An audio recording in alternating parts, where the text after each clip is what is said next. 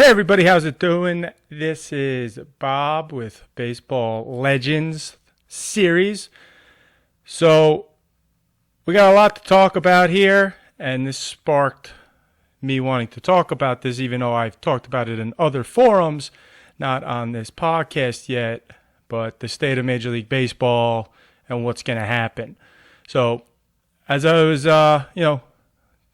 doing my thing, going through Facebook and the articles I read, Baseball Legends puts up, their post, and this was yesterday.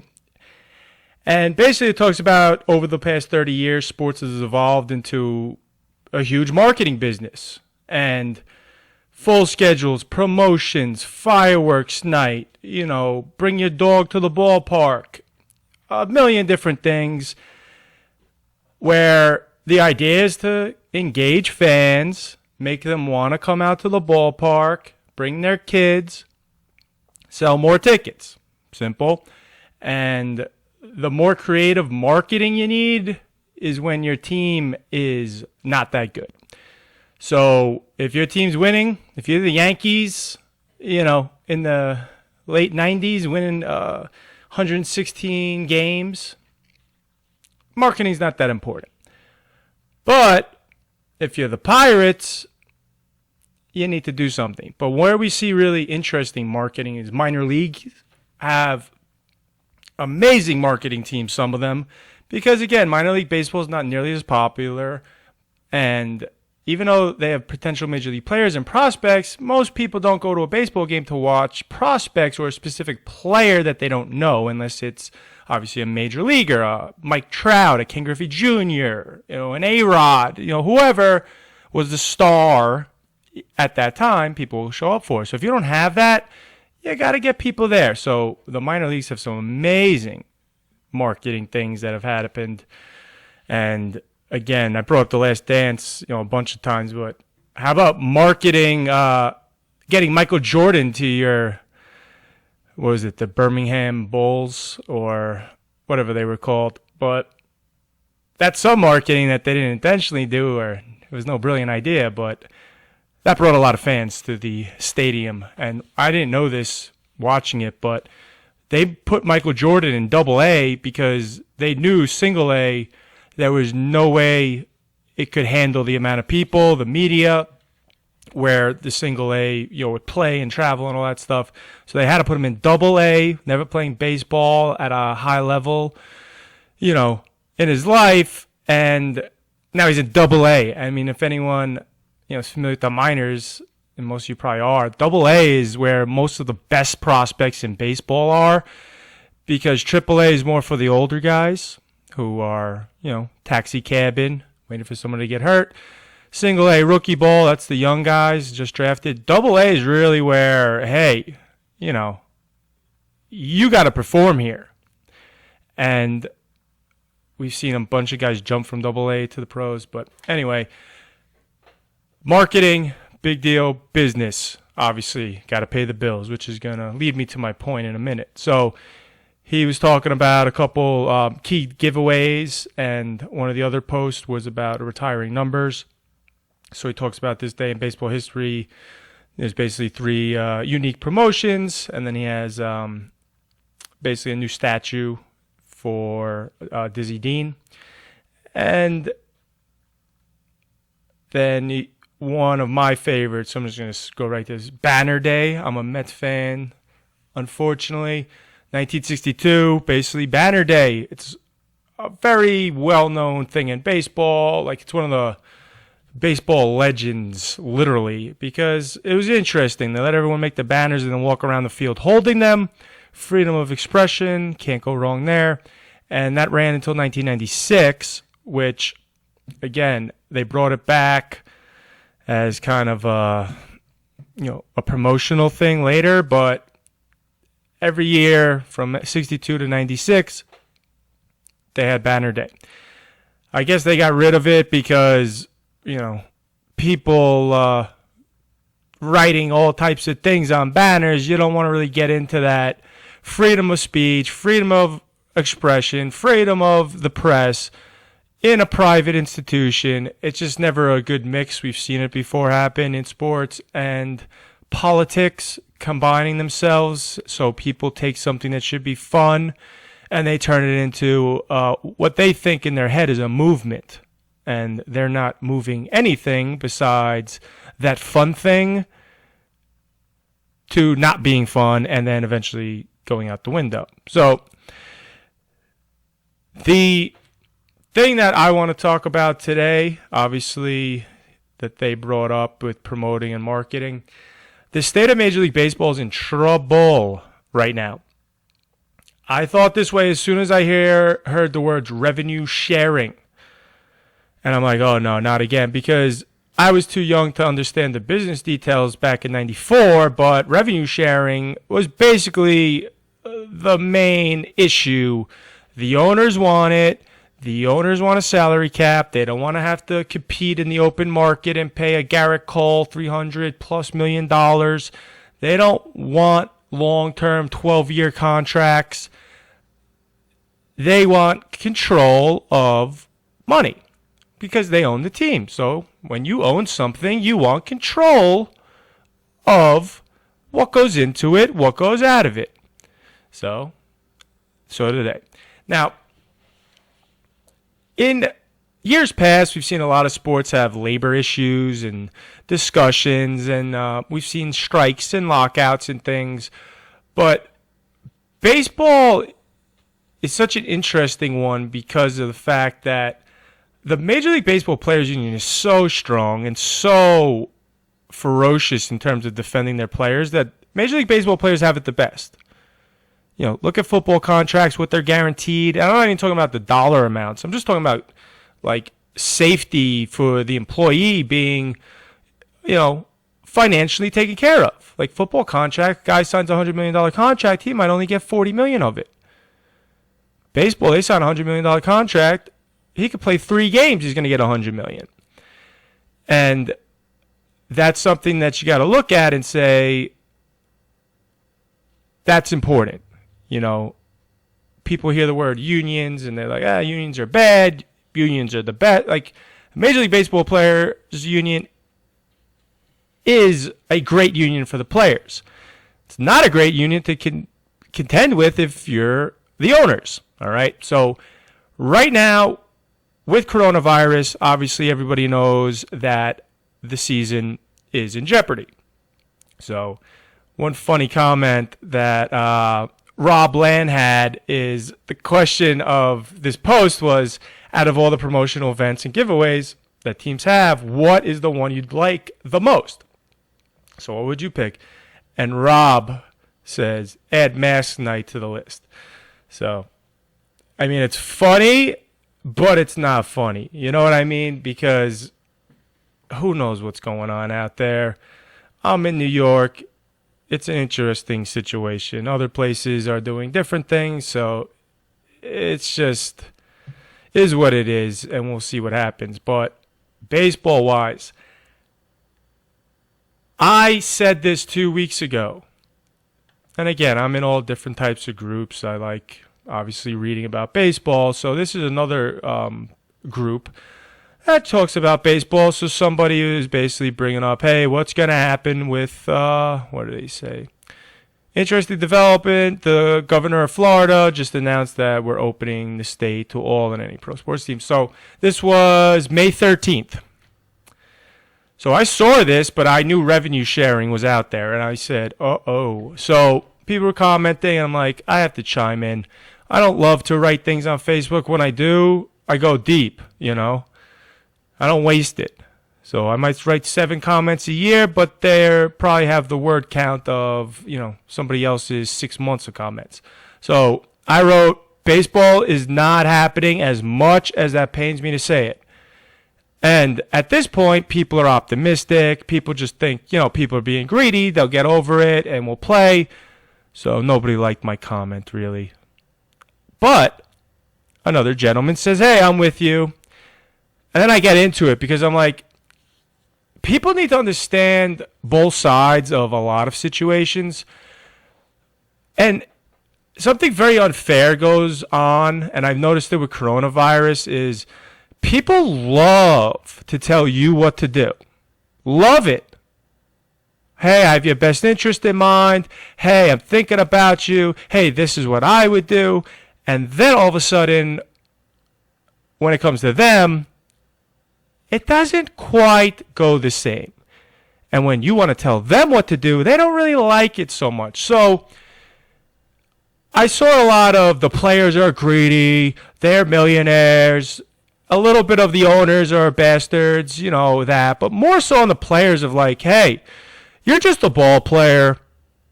You make millions of dollars playing a kid's game. Why are you causing such a fuss? You could take a pay cut. And that really bothers me on a lot of different levels. And that's basically where this post came from, which I'll just kind of read through it here so we're on the same page.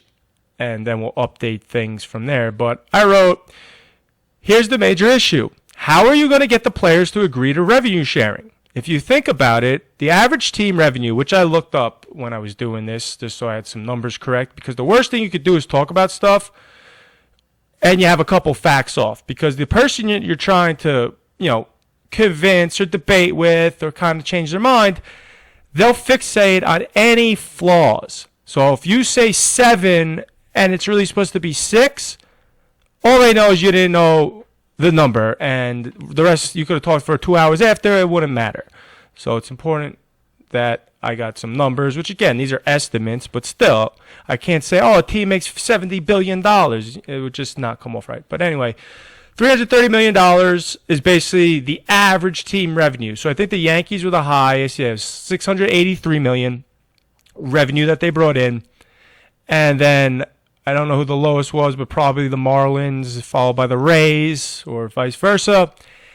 And if you average all the major league teams, last season was $330 million that came in. Now, we have to cut that number in half because at this point, when I was talking, the proposal was 81 games. Half the season, playoffs, and away we go. So half of the revenue is going to come in logically. Full season's $330 million, half season 81 million, $165 million half, all right, for 81 games. So now we're revenue sharing. The owners want a 50-50 split. Okay, 50-50 split. So now we're down to $83 million for the player side per team, $83 million for the owner. What is the problem with this? And I saw it back then, and now it's in clear data right in front of us, is that fact that if you took, like I took the Angels here, you have Mike Trout, Anthony Rendon they just signed, Albert Pujols who's been signed. Pujols is at 24, Trout's at 33, Rendon's at 35, per year. So over April to October, they're making those amounts of money and they're getting paid in game checks. I don't know, whether they get a check every 2 weeks, but they get paid per game. I mean, that's how the contracts are written out.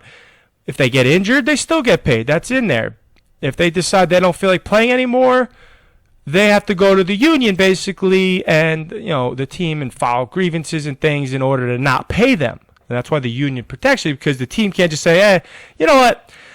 Albert Pujols is not really the same player, and we don't really feel like paying him, so we want him on the team, but we're going to sit him every once in a while and say he doesn't want to play, and we're going to cut a couple game checks back per year to make it a little more fair.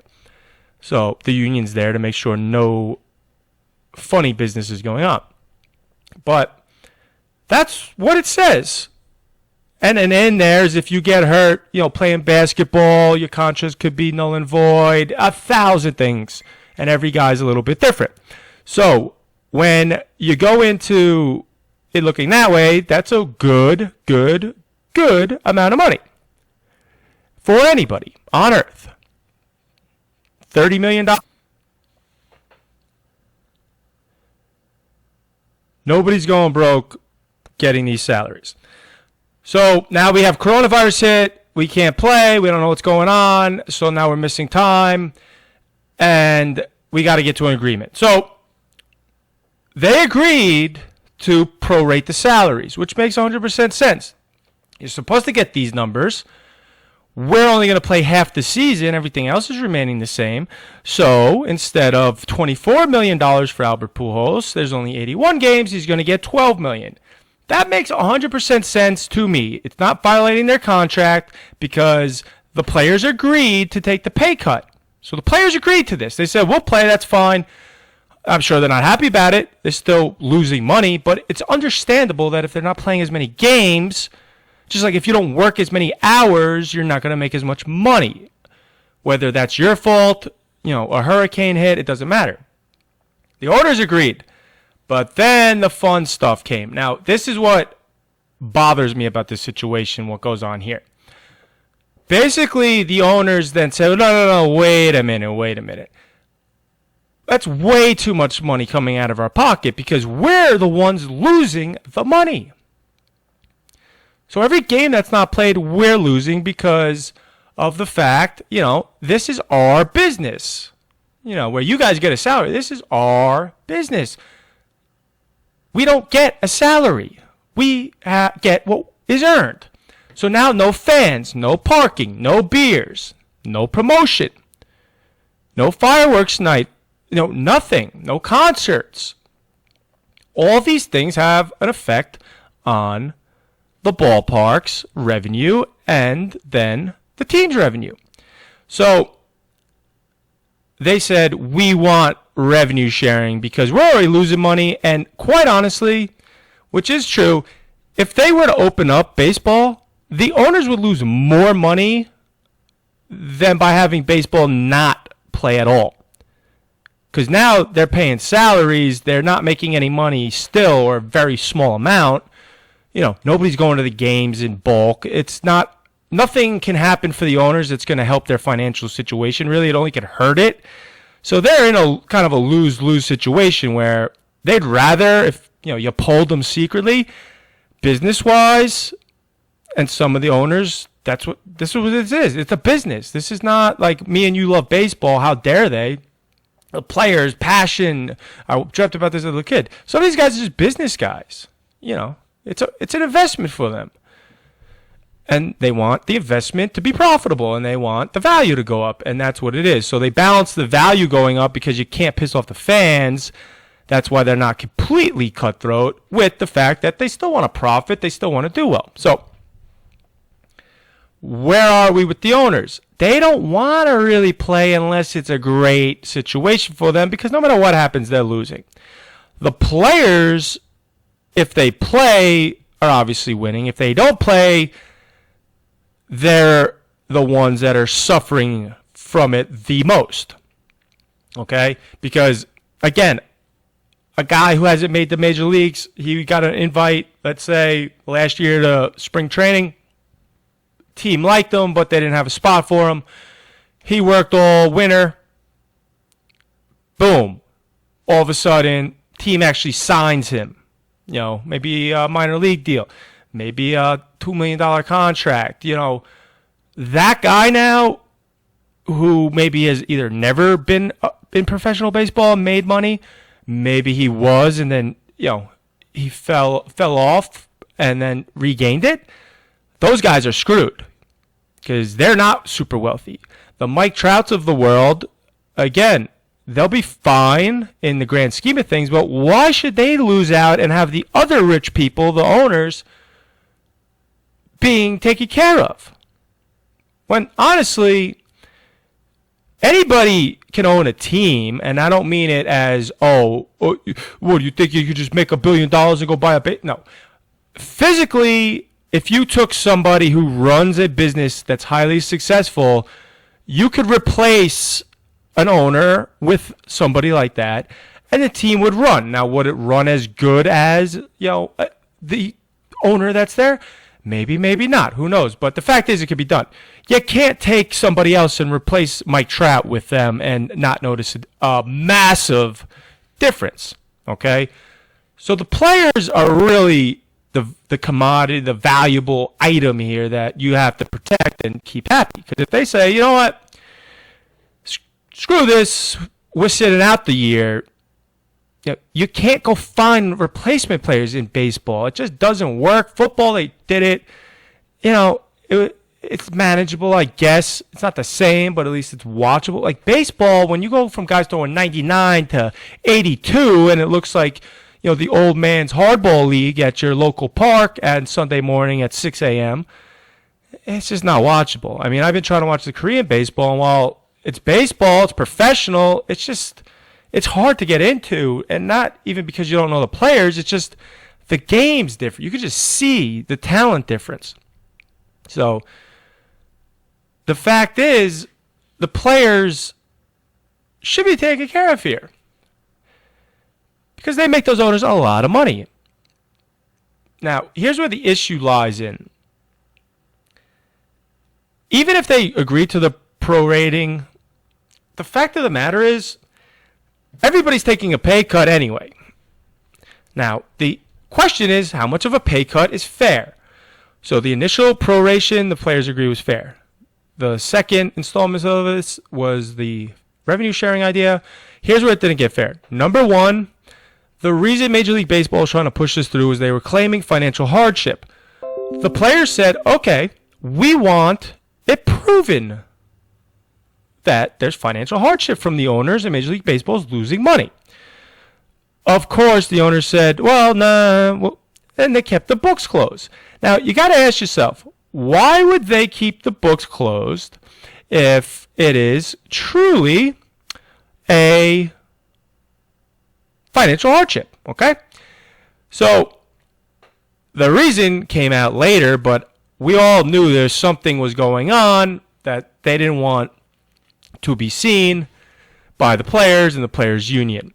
And Scot Boras brought that out basically yesterday at this point, that, hey, the owners are claiming they make no money and there's financial hardship because they're taking all that money and they're paying off personal debts that they've accrued, investing the revenue from the team into things like land around the ballpark or ballparks or 1,000 different other things. And they're claiming that them paying off their debts to enhance their lives long term and short term is Major League Baseball not making money. You can't get away with that. And that is where the line was drawn, basically, because why would the players sacrifice their money when these people have been earning off of them forever? And guess what? In 50 years from now, Mike Trout will not be employed, most likely, by the Angels. Mike Trout will have retired and been an Angel and in the Hall of Fame, but he's not going to be, working necessarily. Most guys. Some guys come back as coaches and things, but I'm saying the majority of them will have nothing to do with the team directly down the road. The owner might still own the team down the road. So who has more of an incentive to make things right so that we don't burn the bridge between the fans and the players and the owners and the teams altogether like they almost did in 94? So that's the question to me, is why are the owners not getting the backlash from the fans that the players are? So Boras brings it out, and then Scherzer says, basically, Max Scherzer, no reason to engage in talks over pay cuts. Because what they proposed was basically the wealthiest players, and we've heard this before, folks. So whether you agree with it or not, there's too many examples of this system that sounds like a utopia in the beginning, and everybody is going to chip in, we're going to do what's right, and the redistribution of wealth comes into play. And whatever you want to call it, we've seen the system, and most of them end in horrible, scary situations. And again, look at some of our world wars. You could go to the Soviet Union basically until, early 90s when the wall came down, but horrible things. You look at guys like Stalin. It's just, the list goes on of this idea that there's going to be a governing body, which would be the owners and the commissioner. They're going to dictate everything, They control the numbers, and then they're going to distribute it out fairly among basically the peasants. And what happens? Either A, the powerful people screw the peasants, or B, the peasants start to say, wait a minute, why am I doing all this work and you're not doing anything? So that system always leaves out human nature. The fact is, if I don't feel that you're putting in equal work, I'm going to be resentful. Now, I might not act on that resentment immediately, but it will affect my behavior. It will affect my mood. Eventually, it will start to affect my decisions. And we've all been there. You ever have a friend who you do everything for and they've never done a thing for you in your life? And they say, hey, I'm getting home from the airport. And you're thinking in your head, God, what? Take an Uber. You've never picked me up from the airport, and you start to get pissy about it. When if that person would have picked you up every single time from the airport, it would have been like, oh, no problem. Wouldn't even cross your mind, but it builds resentment.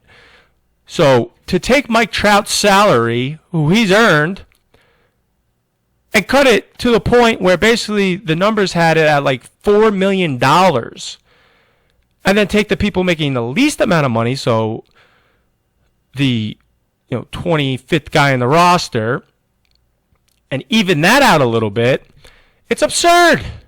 Mike Trout earned that contract because he earned somebody else's money. So anybody on this planet who earns money for somebody else in large enough quantities is highly compensated for it because of the earning, but also because of the fact the company or the owner knows that that person is an asset for their business, which is an investment to make money.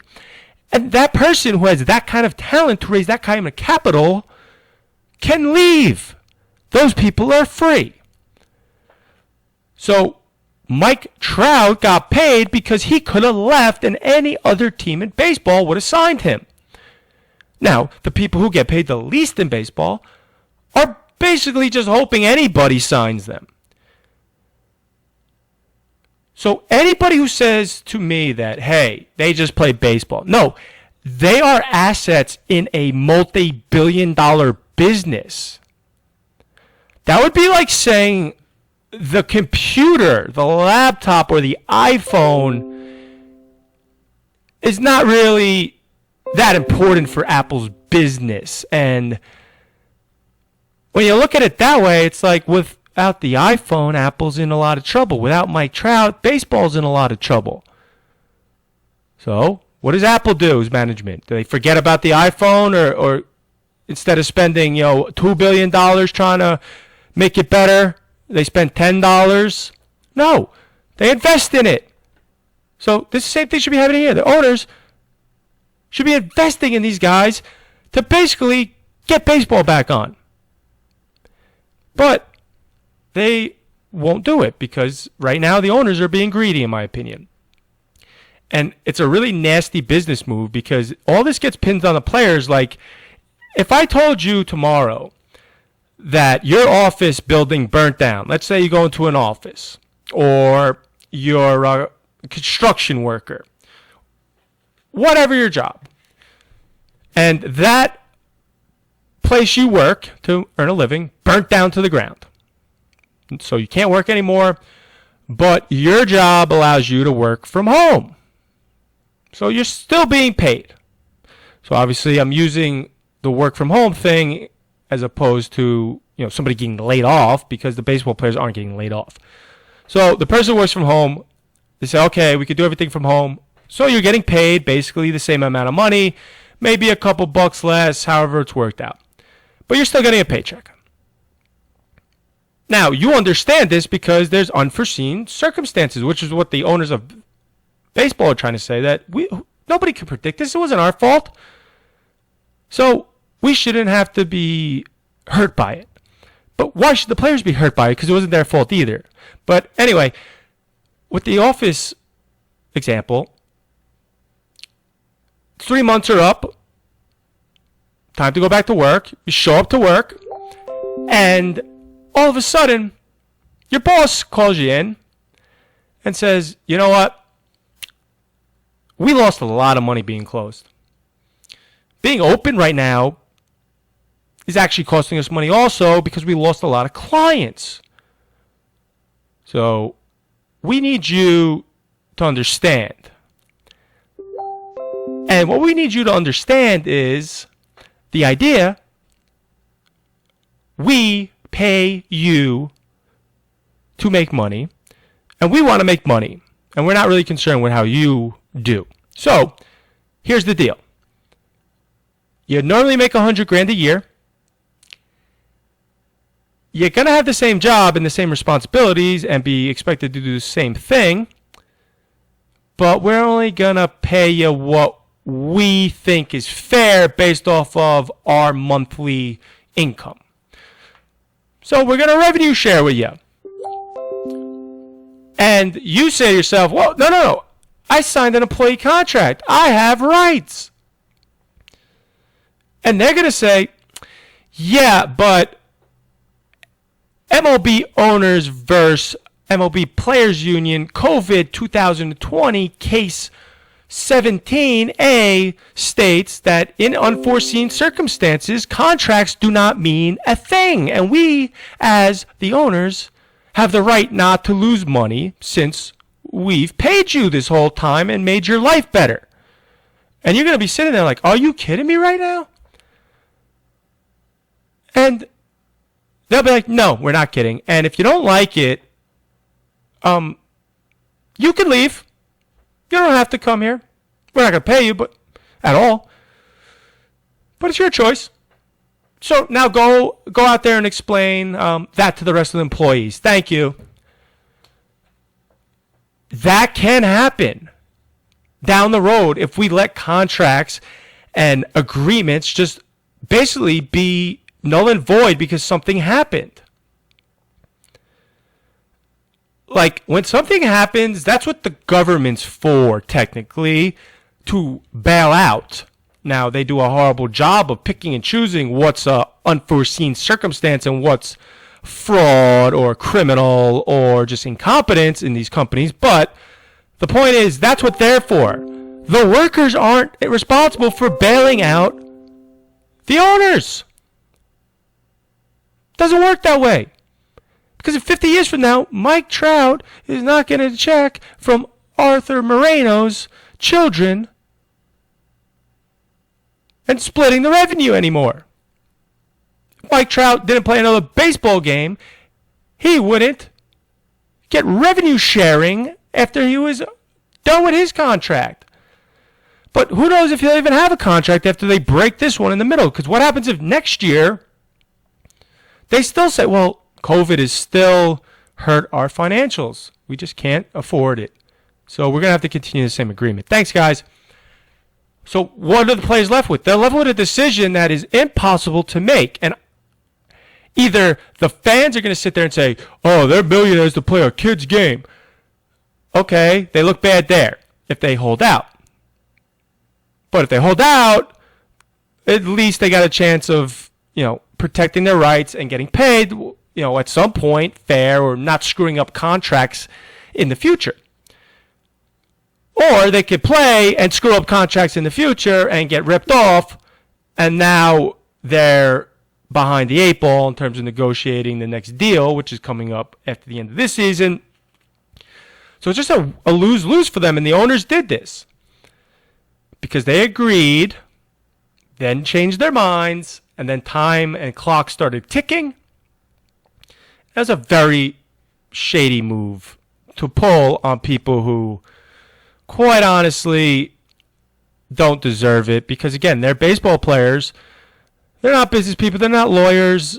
Most of them are decent, upstanding people. They don't never cut a deal to cut somebody's throat and take over the acquisition of their assets and business and put them out. That's not the game they play. They compete against each other on the field.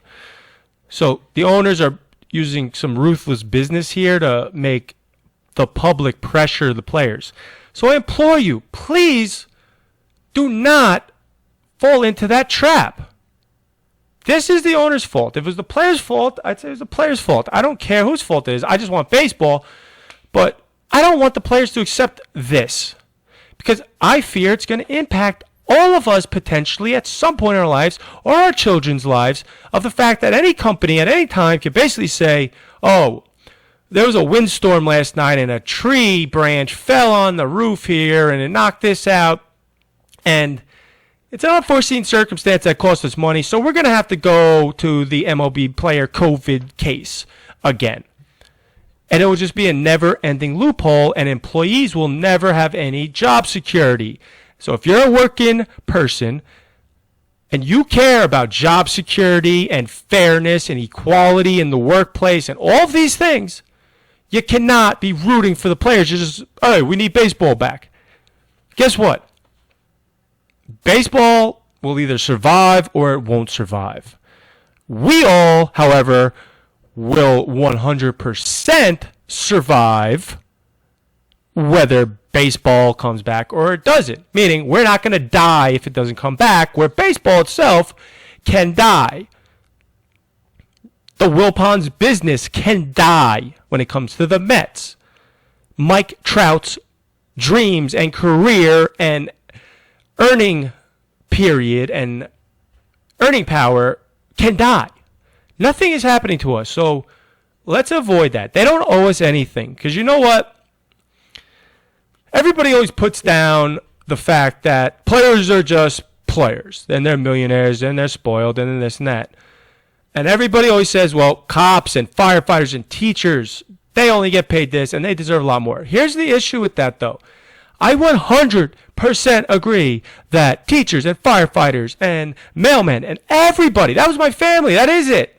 I don't have any businessmen or lawyers or accountants. They were all cops, firefighters, construction, air conditioning, mailmen. They do deserve more money, but if you ask them, who has more of an impact overall on the betterment of society? And when I say that, you might say, what are you talking about? A teacher teaches the youth, cops keep us safe. Look at what goes on. So the good teachers definitely benefited, but how big is their scope? They only have the students that are in front of them, so they might deal with only 30 kids a year. And let's say it branches out to the community a little bit, but let's say 200 people benefit from them. Okay. Cops are only in their area, so that community benefits. Okay. Mailman, the point is, their reach and their benefits that they bring to society only go so far. How far can a Major League Baseball player's benefits reach? Worldwide. It can reach every person. The fact that Mike Trout playing baseball inspires people everywhere and can reach everybody is why there's value. The other thing is it's entertainment. So as important as firefighters and blue-collar jobs are and teachers, they're not entertaining jobs for people. Nobody's going to pay to go watch somebody teach a class. Most of us did everything we could not to go to class and listen to the teacher. So forget about people wanting to pay to hear, high school algebra again. People pay to go see these guys. And for whatever reason, I don't think any person can legitimately say why they love baseball, but we know we do. And that's valuable, and that's why we're willing to pay. So even though it's $500 for these seats at Yankee Stadium and nobody ever sits there and we shouldn't have to pay $500, we should be able to pay $10 and walk down in the seventh inning. Like, that money you're spending is because you're getting value in return. So you're not giving it to charity. So since you're not giving it to charity, it's very difficult for me to sit back and say, you know what? Let me interject my opinion of what I think you should do with your money and your career and your life and your family's life. Mike Trout, listen, it don't make sense when you break it down like that. They just are unique. LeBron James in Cleveland, ask the city of Cleveland when LeBron got drafted how the economy was, Ask it when he left. Ask it when he came back. And then left again. He changed the entire economic structure of Cleveland, Ohio, and basically all of Ohio.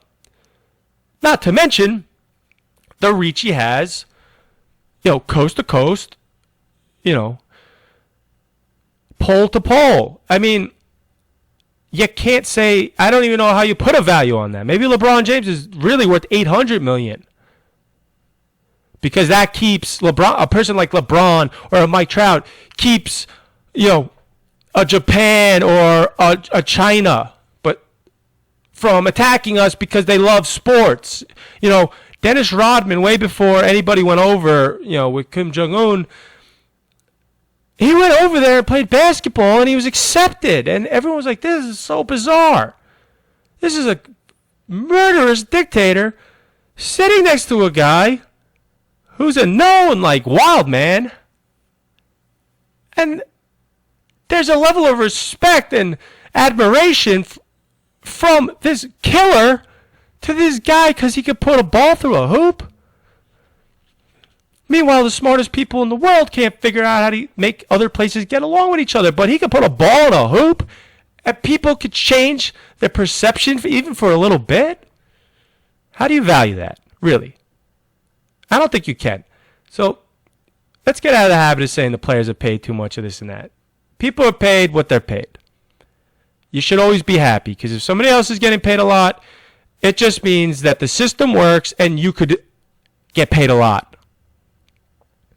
So maybe you can't hit a baseball, but you could do something else. We need that system in place. We need rules. We need protections. Otherwise, baseball being delayed or even not coming back a whole year will be the least of our issues of what's going to happen. And baseball isn't going to exist anyway. So, with that being said, I want to wrap it up. That was probably pretty long. But I had to get that off my chest. And through the weekend, we'll get other videos up, more baseball legends related in terms of players and things. But I just felt this was important to talk about here, especially the week after Memorial Day, where people fought for a lot of those freedoms and rights that protect us. And we are also working on a pretty big situation that everyone's going to enjoy, and we're putting it together now, so look forward to that. But have a good weekend, and I will see you soon. Thanks.